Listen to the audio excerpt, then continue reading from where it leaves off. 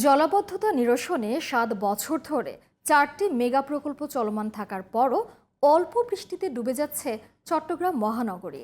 এরই মধ্যে খরচ হয়ে গেছে প্রায় ৮,০০০ কোটি টাকা। প্রকল্পের কাজ শেষও হয়েছে ৭০%।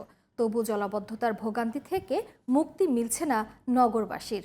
এর মধ্যে প্রকল্পগুলোর মেয়াদ ও ব্যয় বাড়ানো হয়েছে কয়েক দফা। প্রকল্প সংশ্লিষ্ট কর্মকর্তাদের দাবি, বৃষ্টির পর আগের চেয়ে পানি জমে থাকার সময় কমে এসেছে।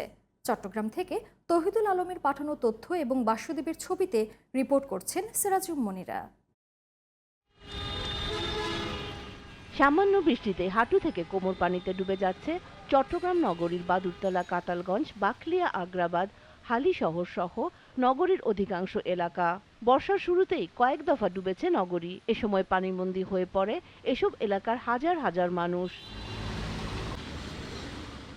গত ৭ বছর ধরে চট্টগ্রাম নগরীর জলাবদ্ধতা নিরসনে চলমান রয়েছে ৪টি মেগা প্রকল্প।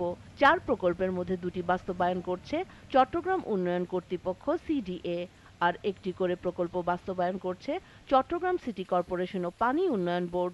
এসব প্রকল্পের কাজ শেষ হয়েছে ৬৫ থেকে ৭০%। ২/৩ কাজ শেষ হওয়ার পরও বর্ষার শুরুতে সৃষ্ট জলদুর্ভোগে চরম ক্ষুব্ধ নগরবাসী। কাজ করে আবার কদিন পর আবার থামে, আবার করে, এই অবস্থা। বৃষ্টি পড়লে একটু থেকে একটু বৃষ্টি পড়লে পানি উঠে যায়। সংস্কার চলতেছে, কি করতেছে আল্লাহ জানে। বিশেষজ্ঞরা বলছেন, প্রকল্প গ্রহণের অদক্ষতা বাস্তবায়নকারী সংস্থাগুলোর মধ্যে সমন্বয়হীনতার কারণে দুর্ভোগ কমছে না নগরবাসীর।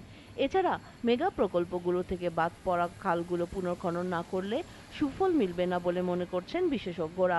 সংকুচিত খালগুলিকে তার পূর্ণ অবয়বে ফেরত আনতে হবে এবং যে ২১টি খালকে এই প্রকল্প থেকে বাদ দেওয়া হয়েছে, সে ২১টি খালের সম্পর্কে নতুন করে প্রকল্প বানিয়ে এই চলমান প্রকল্পের সাথে সমন্বয় করে এবং চলমান প্রকল্পের অসম্পূর্ণতাগুলিকে একত্র করে নতুন প্রকল্পের সমন্বয়ের মাধ্যমে সেটি কমপ্লিট করে আমার মনে হয় এই জলাবদ্ধতার সমস্যাটিকে নিরসন করা যাবে।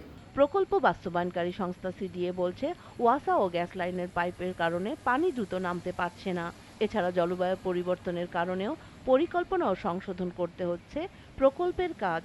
গ্যাসের পাইপলাইনের জন্য নালার পানি প্রতিবন্ধিত হয়ে খালে পানি আসতে পারতেছে, তারপর প্রবাহের কারণে বরফ গলে পানির বাড়তেছে, তাহলে ডে বাই ডে এটা সংশোধন করতে হচ্ছে আমাকে। বিশেষজ্ঞরা বলছেন, প্রকল্প হাতে নেওয়ার আগে সমীক্ষা করা হয়নি। এছাড়া বাস্তবায়নকারী সংস্থাগুলোর মধ্যে সমন্বয়হীনতার কারণে বাস্তবায়ন খরচ যেমন বাড়ছে, তেমনি কাজ একাংশ শেষ হওয়ার পরও মিলছে না সুফল। Sirajum Monira, GTV news.